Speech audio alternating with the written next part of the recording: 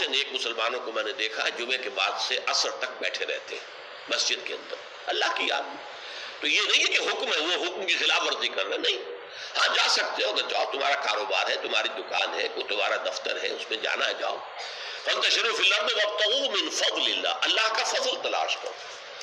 اب یہاں یہ بہت اہم مقام ہے کہ مراد ہے رزق، لیکن رزق کو اللہ کا فضل قرار دیا جا رہا ہے.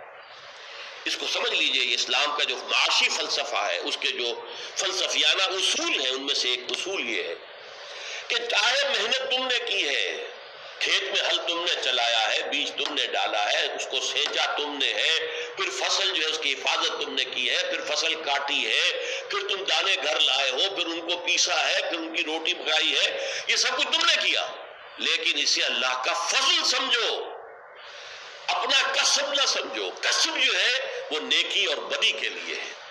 انسان نیکی کما رہا ہے، یہ اس کی کمائی ہے، بدی کما رہا ہے، یہ اس کی کمائی ہے. جہاں تک رزق کا تعلق ہے، یہ اللہ کا فضل ہے. اور فضل اسے کہتے ہیں جو بلا استحقاق دیا جائے، جس کا تقاضا نہ کیا جا سکے. اس کی مثال سادہ سی میں دیا کرتا ہوں کہ آپ نے کسی مزدور کو رکھا ہے، 8 گھنٹے اس نے کام کرنا ہے، آپ نے فرض کیجئے 100 روپے مقرر کیے ہیں اس کی مزدوری. دن بھر آپ نے دیکھا کہ ایک مزدور بڑی محنت سے کام کرتا، دل لگا کے کام کیا اس نے، چاہے کوئی دیکھ رہا ہو چاہے نہ دیکھ رہا ہو. ایک تو ہوتے ہیں وہ کوئی دیکھ رہا ہے تو کام میں لگ گئے، کوئی نہیں دیکھ رہا ہے تو بیٹھ گئے. نہیں، اس نے بڑی جی لگا کے کام کیا ہے. تو شام کو آپ اسے 100 روپے بھی دیتے ہیں، 10 روپے اور دیتے ہیں. یہ 10 روپے فضل ہے، یہ وہ ڈیمانڈ نہیں کر سکتا. ڈیمانڈ تو 100 کر سکتا تھا، 100 طے ہوئے تھے، لیکن آپ نے اپنی طرف سے بغیر اس کے کسی قانونی استحقاق کے 10 روپے اسے دے دیے، یہ فضل ہے. اسی طریقے سے رزق جو بھی انسان کو ملتا ہے وہ فضل ہے اللہ کا، اسے اپنا کسب نہ سمجھو. جب تم سمجھو گے یہ اللہ کا فضل ہے تو پھر دیکھو گے اللہ اس کو کس طور سے خرچ کرنا چاہتا ہے، کروانا چاہتا ہے مجھ سے، کس کس کے حقوق اللہ نے اس میں رکھے. تو فَابْتَغُوا مِن فَضْلِ اللَّهِ وَاذْكُرُوا اللَّهَ كَثِيرًا، لیکن اس میں بھی اللہ کو کثرت کے ساتھ یاد کرو.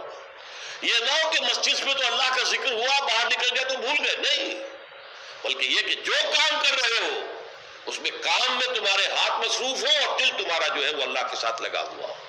جسے آپ کہتے ہیں پنجابی میں ہتھ کارول دل یارول. یہ ہے ذکر کثیر. اور ذکر کثیر کا سب سے بڑا ذریعہ کیا ہے کہ جو مصنون دعائیں ہیں حضور صلی اللہ علیہ وسلم سے، رات کو سونے لگے ہیں تو دعا ہے، صبح اٹھے ہیں تو دعا ہے، بیت الخلاء میں داخل ہو رہے ہیں تو دعا ہے، باہر نکلے ہیں تو دعا ہے. ظاہر بات ہے کوئی ایکسٹرا ٹائم تو آپ کا نہیں لگ رہا، وہ کام کر رہے ہیں آپ، لیکن ہر کام میں کرتے. شیشہ دیکھا ہے، آئینہ دعا ہے، کپڑے بدلے ہیں دعا ہے، گھر سے نکلے ہیں مسجد کے لیے دعا ہے، مسجد میں داخل ہوئے تو دعا ہے، مسجد کے اندر تو ذکر ہے ہی ہے سارا، باہر نکلے ہیں تو دعا ہے، بازار میں داخل ہو رہے ہیں تو دعا ہے، بازار سے واپس آ رہے ہیں تو دعا، ہر کام کے لیے دعا ہے. یہ دعا جو ہے یہ ذکر کثیر کا سب سے بڑا طریقہ ہے، ذریعہ ہے. اور اس کے اندر دوہری ہے بات کہ ایک تو آپ کا اللہ سے تعلق قائم ہو گیا کہ آپ نے دعا اللہ سے کی ہے، ایک آپ کا تعلق حضور کے ساتھ قائم ہو گیا کہ آپ نے الفاظ وہ استعمال کیے جو حضور کے الفاظ ہیں. تو گویا کہ 2 نسبتیں تازہ ہو گئی جب بھی آپ نے ایک مسنون دعا پڑھی ہے. تو دعا ادعیہ مسنونہ جو ہے در حقیقت وہ دوام ذکر کا سب سے بڑا ذریعہ ہے. اس کے لیے علیحدہ سے وقت نکال کر کوئی آسن بنا کر اور کوئی ضربے لگا کر اس کی ضرورت نہیں، بلکہ ہر کام کرتے ہوئے تو زندگی کے ہر کام کے ساتھ دعا ہے، اور وہ دعا مسنون جو حضور سے ثابت ہے. لہٰذا 2 نسبتیں جو ہیں جس کو آپ کہتے ہیں ایک تیر میں 2 شکار، اللہ سے دعا ہو گئی، اللہ سے تعلق قائم ہو گیا، اور الفاظ آپ نے وہ استعمال کیے جو محمد الرسول اللہ سے منقول ہے صلی اللہ علیہ وسلم، آپ کا تعلق حضور کے ساتھ قائم ہو گیا.